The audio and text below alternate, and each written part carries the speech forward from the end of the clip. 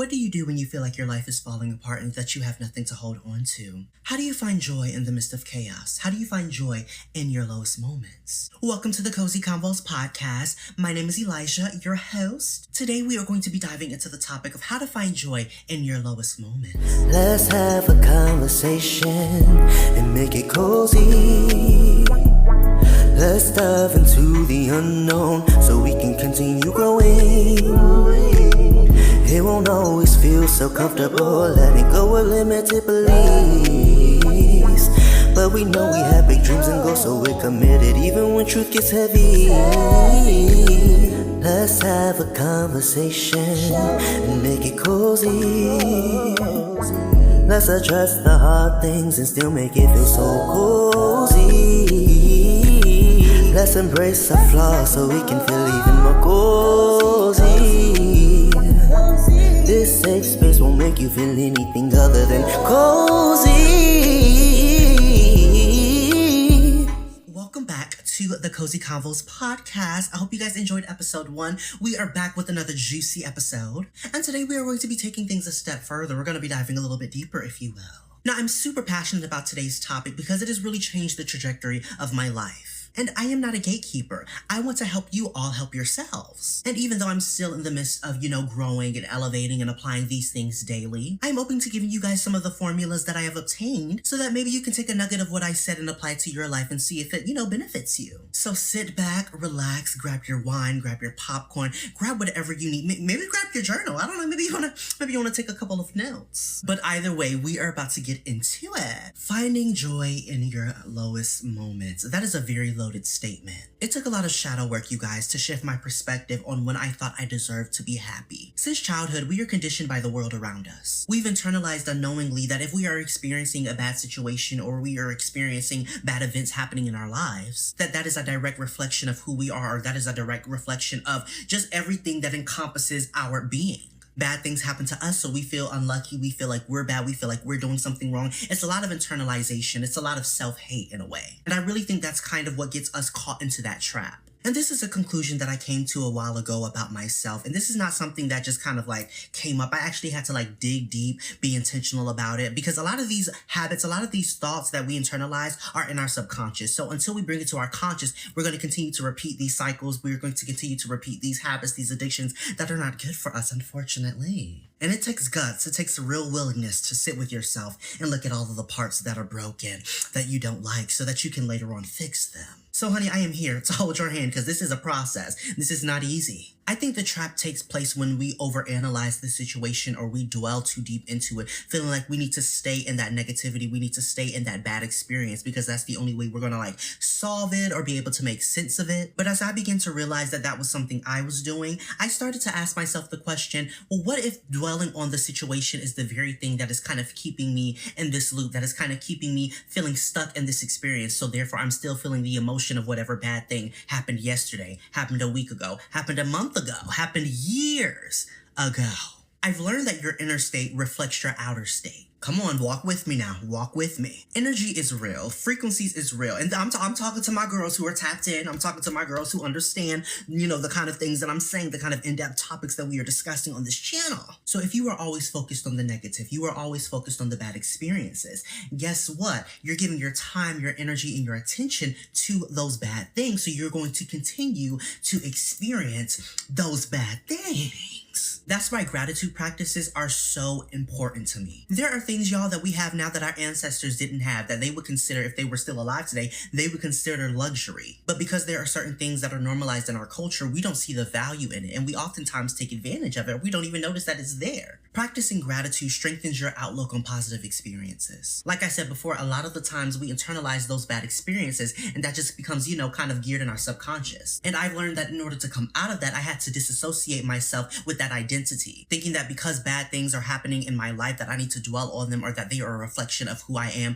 or that bad things are going to be something I need to expect forever and ever and ever. Gratitude trains your subconscious to begin to look for the good things in life. And I know we hear it all the time. It's one of those cheesy things, but I think that it's something that is so common because it's actually true. A lot of us just don't understand the value in what gratitude can actually do to change our lives. And that is because we've been conditioned to embody endless suffering. There are systems, existing existing in this world that thrive off of your fear, thrives off of chaos, thrives off of destruction to keep it fueled, to keep it, pumping. We oftentimes see overwhelming opposition in our lives and how these systems are orchestrated to a T to keep certain individuals oppressed. It makes us angry. It makes us want to fight. It makes us want to get out of character. It makes us want to burn shit down. And trust me, I get it, baby. But what if there is a way to fight that doesn't feel like fighting? It just kind of feels like we're living our best life. That's what I found when I began my spiritual practices, aka my gratitude practices. Of course, my spiritual practices encompass a variety of different things, but gratitude is definitely one of the main centerpieces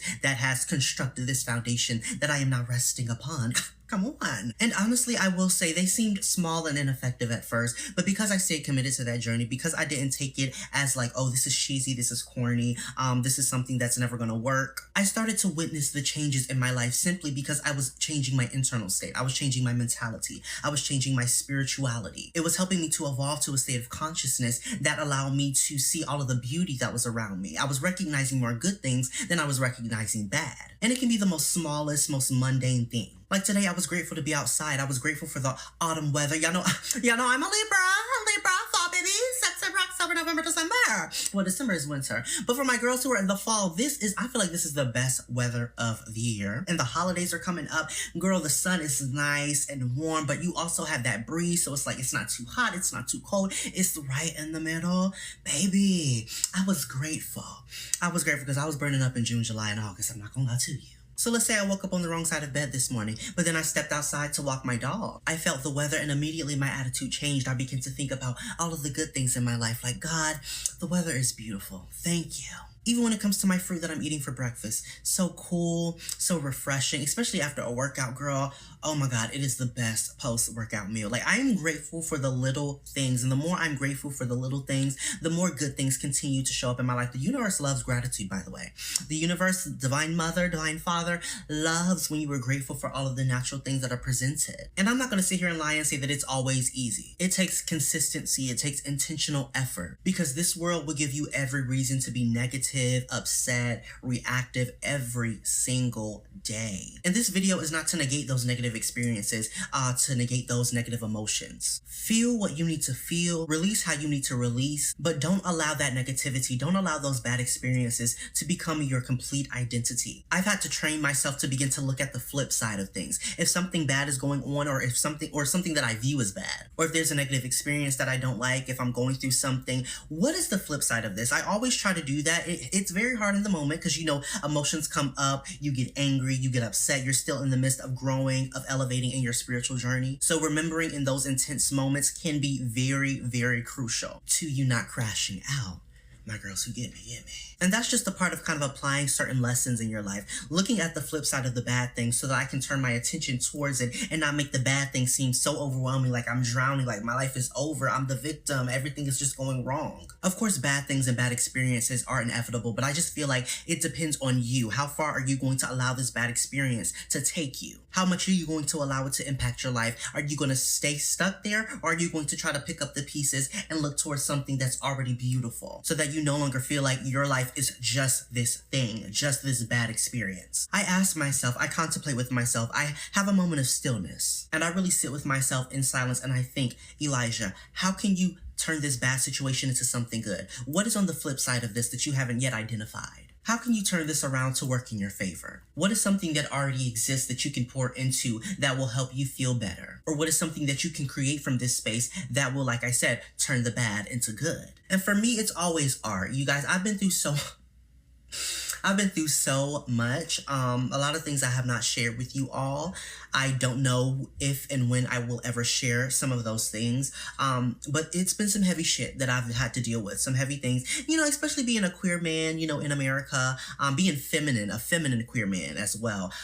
Just adding a whole another layer on top of queer. I've had my fair share of experiences from childhood to adulthood. And I understand that these experiences are not going to be something that may ever go away. But as I progressed in my journey, it's become a lot easier to deal with because I have systems put into place. My main thing is I like to turn a bad situation into art. I like to write a song about it. I like to record music. If I'm upset about something, instead of lashing out, I may go for a jog. I may go for a very intense one, girl. Sweating, out of breath, huffing and puffing. But girl, it gets it out. It gets it out of me. So I just have little things in place that I can go to so that I am not giving the reaction that would fuel this anger or this bad experience that I'm going through. And spending more time with myself, you guys, has really increased my joy. Visualizing the presence that my ancestors felt, just kind of being disconnected, makes me want to live my life that way more and more. One of the visualizations, y'all know I'm from the South, I'm from North Carolina originally, but I'm in the Bronx, I'm in the BX right now, girl, you know I'm in New York, it's everything, 1, 2, 1, 2. But I just envision myself with my grandfather, who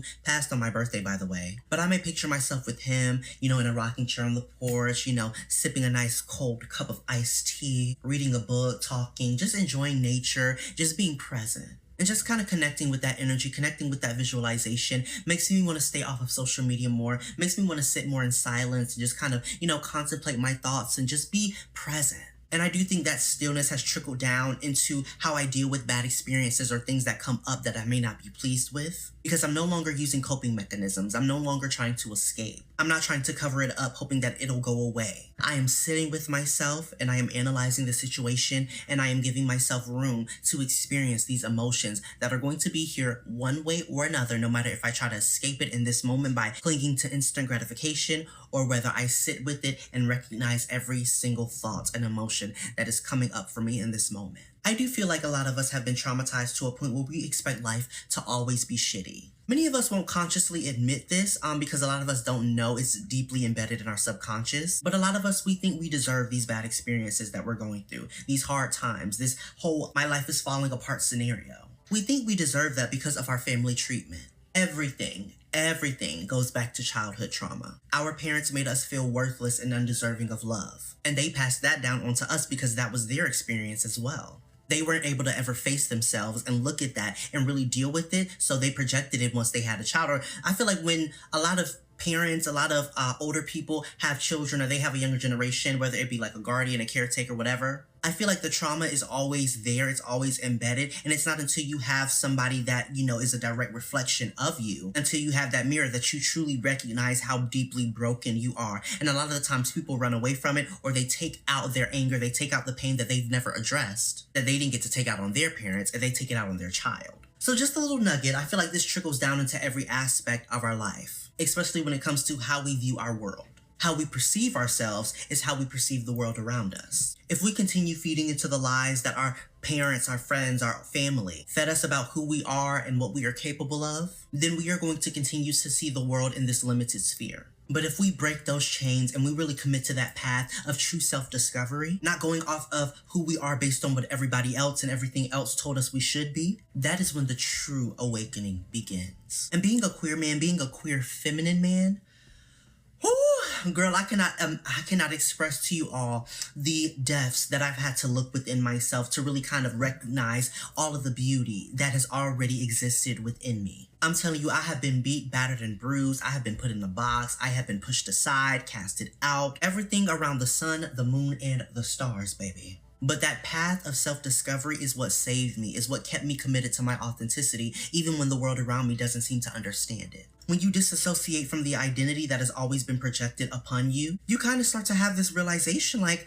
girl, I'm actually good at this. I actually am very talented. I actually do have a beautiful voice. I actually am capable of doing so much more than what I'm doing right now. That confidence is built up. Those insecurities walk out the door, never to be seen again. You start to look at what you have versus what you are missing. I have the potential. I have the capability. I have the talents. I have the discipline. I have the consistency. I have the energy. I have all of the tools within me to turn my life around and to make it into something that is beautiful, that is going to set me up for years and years to come and for the generations that come up behind me. A lot of the times what we are trying to attain is not outside of us. It's already in us. Come on, somebody. And that's something that I have awakened to on my journey, is that a lot of the things that I'm chasing actually already exist. I just have to recognize that, shift my mindset, be aware of it so that I can tap into it and bring it out, because it already exists. A lot of what we are looking for already exists within us. We just have to take it internally and bring it to the external so that the external can benefit from it and we can see the external change in our lives, girl.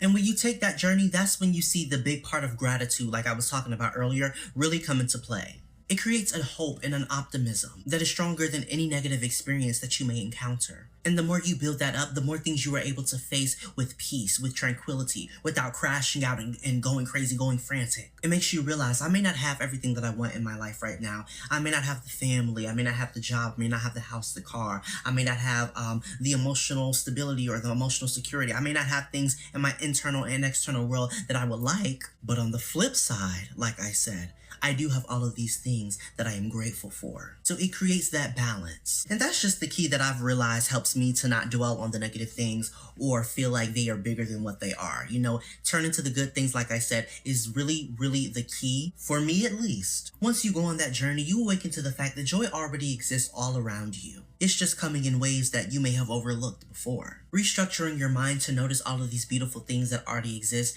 takes time, takes patience, takes intentionality. And I'm not perfect, honey. I'm still on my journey of self-discovery. I'm still uncovering parts of myself. But these are things that I have now applied to my life that I understand have actually made a difference. And I'm looking forward to seeing how they make a difference, moving forward. So hold my hand, baby. Hold my hand when I say this. It's going to get better. It will get better. It is already better. It may not look like it right now, but you have strength. You have power. The world tries to break you every single time, but you are so much stronger than you think. You are talented. You are amazing. You are gifted beyond what words can ever describe. There is a light in you waiting to be released so that the world can benefit from its overflow. You just have to recognize that it is already there so that it can save you from the drowning that you feel you're experiencing right now. Look within, baby. That's all I'm saying. Well, that is going to wrap up episode 2 of the Cozy Convos podcast, you guys. I had so much fun in this episode. I hope you guys did as well. I hope you caught some gems. I hope it uplifted you and provided you some of the security that you may have been looking for and may not have known you were looking for it. But comment down below your thoughts, your opinions, your stories. I would love to hear from you guys. If there's any topics you would like for me to discuss, let me know as well. And with that being said, I will see you all in the next episode. Kisses, hugs, and blessings. Mwah.